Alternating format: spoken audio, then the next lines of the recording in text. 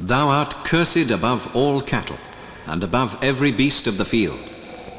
Upon thy belly thou shalt go, and dust thou shalt eat all the days of thy life. For centuries, man has cursed, feared, and idolized the snake.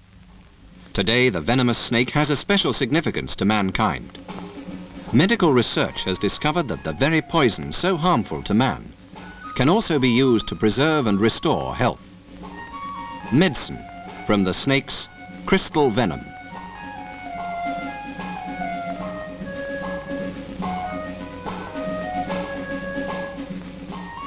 Snakes have been on Earth for about 125 million years. Among some 3,000 species, venomous snakes were the last to evolve. In the lore and mythology of man, the best-known poisonous snake is the cobra. Members of the cobra family are found in most warm regions of the world. Not all are aggressive. This garden cobra is a shy, retiring creature and prefers to beat a hasty retreat when disturbed.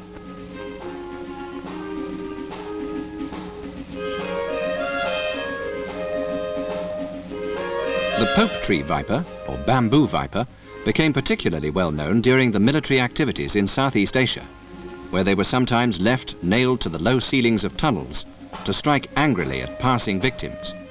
But they're not as dangerous as their reputation. Their perfect green camouflage is well suited to their normal life in trees.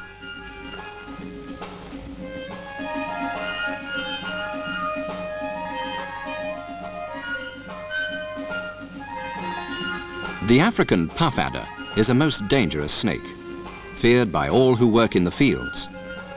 Heavy and lethargic, it waits in the grassy shadows for passing rodents.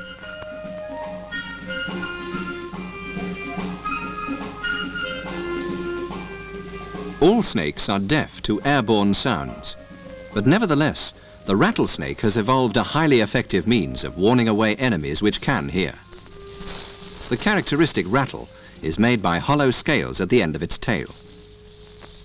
The Kainbrake rattlesnake is one of the largest of this unique family, exclusive to the New World. Sharing the same habitat is the Pygmy rattlesnake. It's rarely longer than 18 inches, but nevertheless makes up for his size by being very aggressive.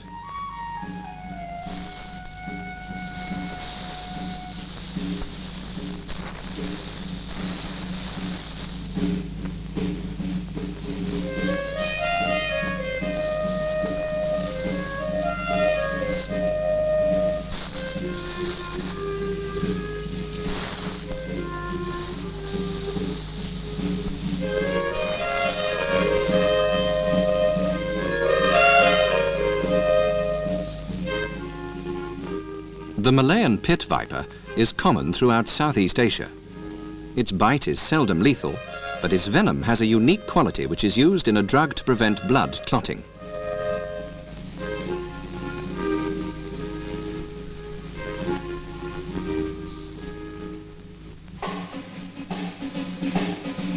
The Cottonmouth comes from the canals and bayous of the southeastern United States. Cottonmouths demonstrate their annoyance by opening their mouths wide, showing the cotton-white interior which gives them their name.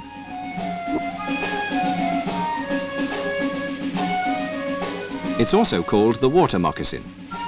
It's an aggressive snake and feeds on frogs, fish and turtles, and is the only venomous water snake in the United States.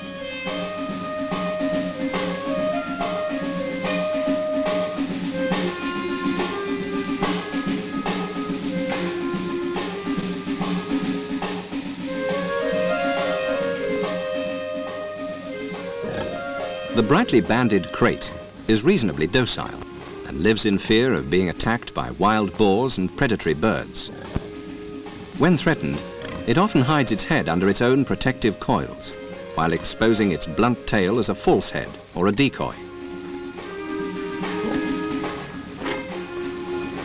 In this case, the Krait needn't worry. His opponent is fully occupied.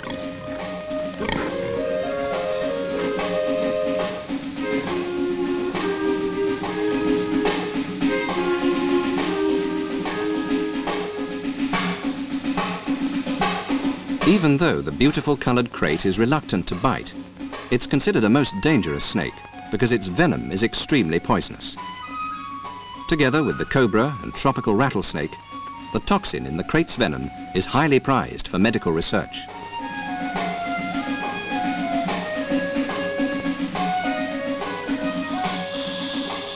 The king cobra is the largest venomous snake in the world. Some of them are 18 feet long.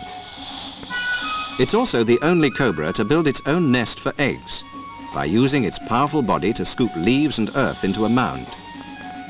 The parents stay together, guarding the nest until the eggs are hatched.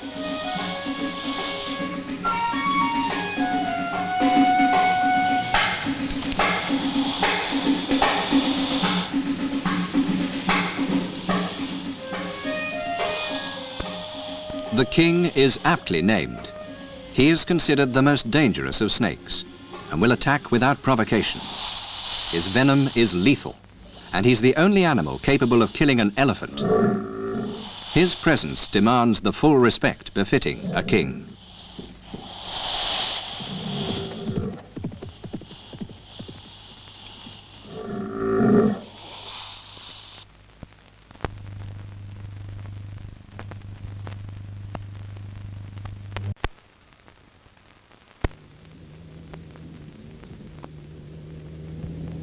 Institutions for medical research into snake venom are being supplied with the substance from many corners of the world. These vast savannas of the Republic of Guyana in the north of South America are the habitat of the tropical rattlesnake. In this part of Guyana is one of the leading collectors of venom, herpetologist Jack Kilman. Venomous animals have fascinated me for many years, particularly snakes with their unique adaptations. The venoms of snakes provide medical research with great challenges today. With Jack is Guyana's own authority on snakes, Lawrence Van Sertima. When I'm working with snakes, I never think of working with dangerous creatures. I simply think of them as useful animals that have a definite place in the ecology and in the future of mankind. You know, Lawrence, having just returned from Bangkok and Hong Kong for the cobra and krait venoms, this Guyana leg of the project for the rattlesnake venom sort of forms a scientific triangle. Their present mission is to find enough rattlesnakes for Lawrence to establish his own snake farm and become a reliable source of venom for research.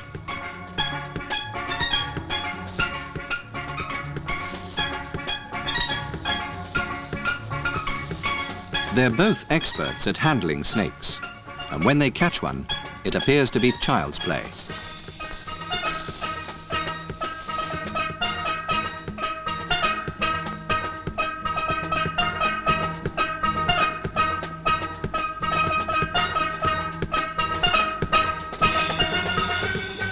There are no sophisticated techniques for capturing snakes. You have to bag them yourself. One miscalculation may be the single fatal mistake of your life. The anthills on the savannah are ideal hideaways to shade snakes from the hot midday sun. As Lawrence probes below this one, a rattlesnake lets him know he's at home.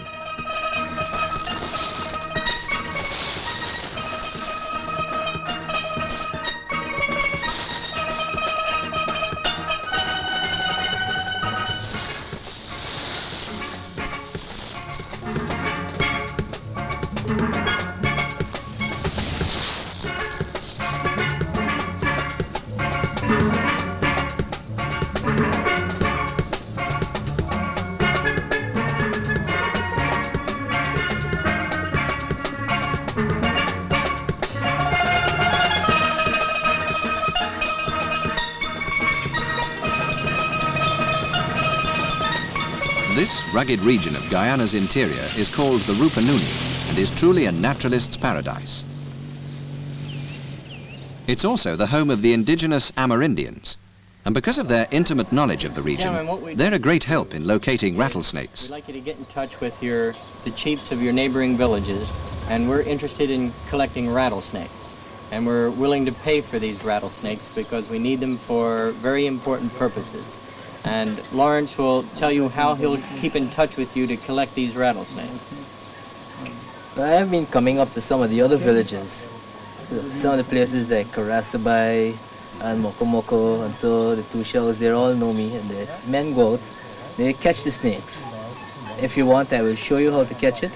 Conversation comes to an abrupt halt as nearby, at a creek, one of the village women has discovered a large snake close to where she's been doing her washing.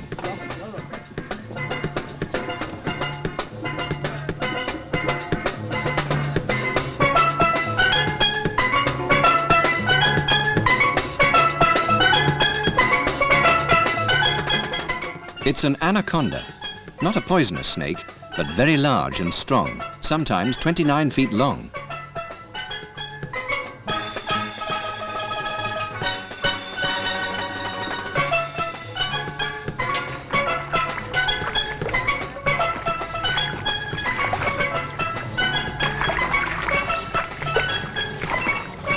Called the camudi in Guyana, it lurks near the water's edge, ready to capture animals and birds that come down to drink. The snake suffocates its victim to death by coiling its body around it and then swallowing it whole. It can eat a pig in this way. The anaconda is seldom a danger to man. It will always try to swim away when disturbed. Unlike the harmless anaconda, there are some highly venomous snakes who are frequently attracted to human settlements. In particular, there's the deadly fer de lance, thought of as the most dangerous snake in South America. Its predilection for rats make areas where people dump their refuse a favorite home.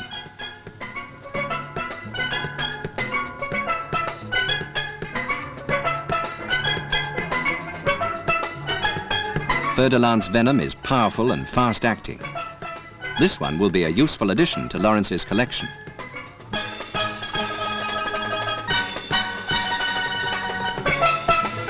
Now, Jack and Lawrence travel further inland towards the Kanaku Mountains. They've been told of rattlesnakes near the Moco Falls. Now, Moco Creek's supposed to be famous for rattlesnakes. How do you think we're going to do? Well, I've asked some of the chaps to stand by to get us a few.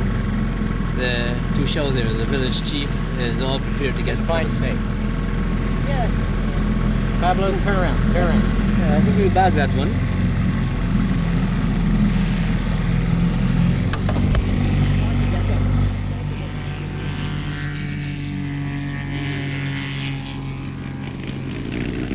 The vine snake is aptly named. Lean and slender, it easily blends into its green environment. Lizards are its natural prey.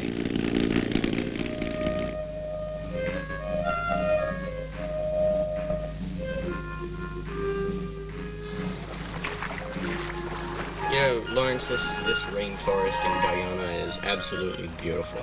I think it's one of the last tracts of virgin forest left.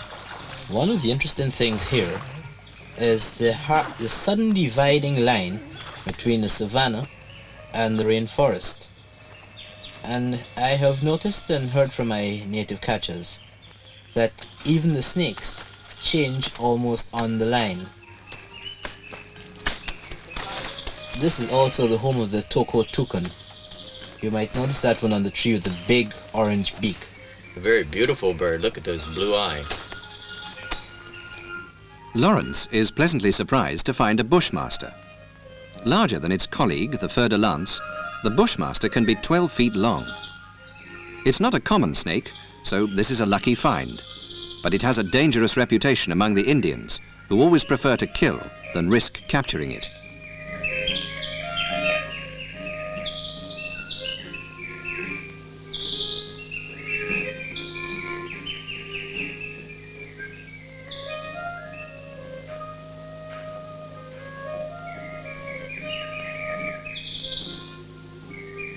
Moco Falls is like a little piece of paradise hewn out of solid rock. Jack has searched for snakes in all parts of the world, but Moco has a special place in his love for virgin territories. Coming through that humid rainforest, here we are in this Garden of Eden. I'd love to spend a week back here. It also proves to be the habitat of the tropical rattlesnake. And here, Jack actually thinks he may have found an unrecorded species.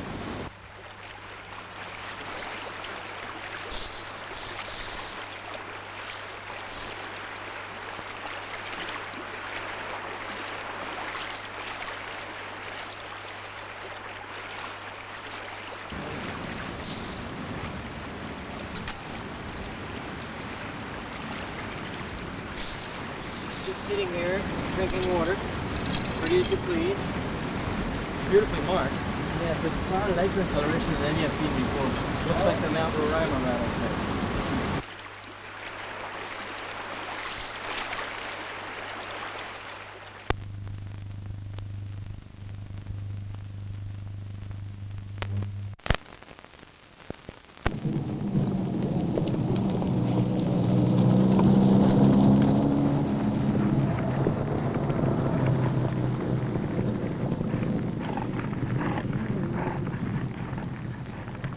The men have set up a small snake outpost at the Manari Ranch in the Rupununi.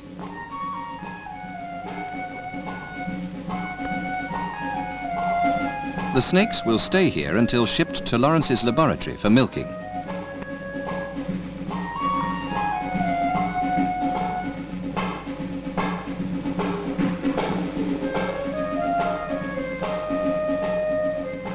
There are approximately 75 species and subspecies of known rattlesnakes in the New World. In Guyana, we've identified one. But on this trip, I think we found two new types, previously unknown to science. These harsh lands of the Rupununi Savannah are a normal habitat for the tropical rattlesnake. If this specimen proves to be a new type, maybe we'll name it Crotellus rupununis, the Rupununi rattlesnake.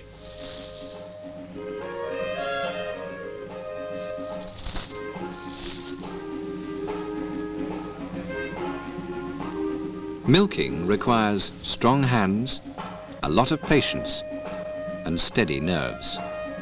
The tropical rattlesnake has a particular type of venom. It is urgently needed for medical research, and for every milking, there is the potential of saving lives. It is unique and has a demand that is growing as researchers go on. In the not too distant future, I hope to have as many as 5,000 specimens on hand for milking.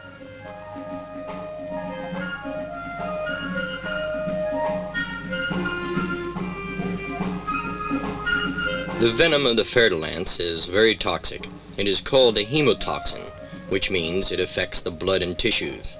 The bright yellow color is due to a certain enzyme not present in all venoms. As I press the venom gland under the jaw muscles, the venom is forced through the long, needle-like fangs and emerges from small openings near the tips.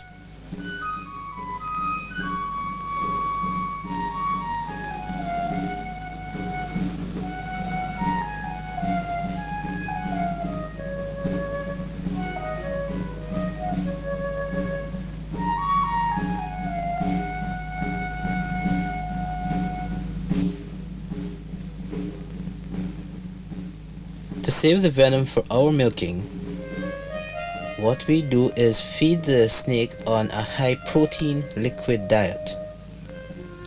This prevents the snake from wasting its venom and killing prey to eat. Here, this ought to be enough for this snake.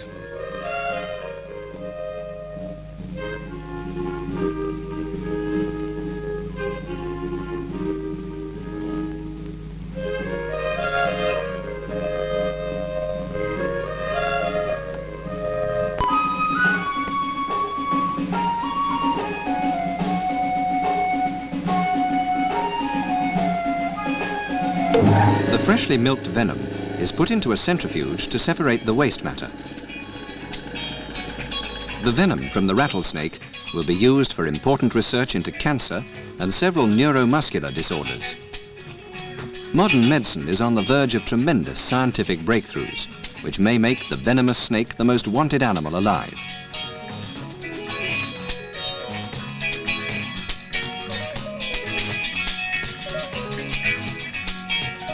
Dry ice is used to freeze the venom before it's dehydrated to a crystal powder.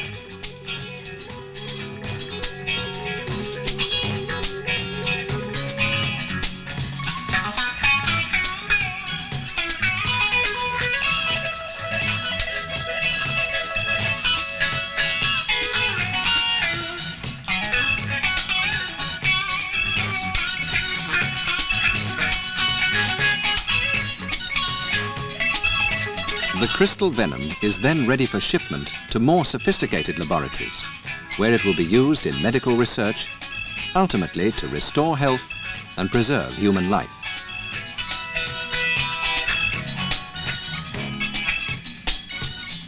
The snake. Through the ages, the snake has stirred our deepest fears. It is a symbol of worship, of majesty, and of mistrust. Yet, despite its fearful image, man has met the challenge of the snake, conquered it, turned it, paradoxically, to his own advantage.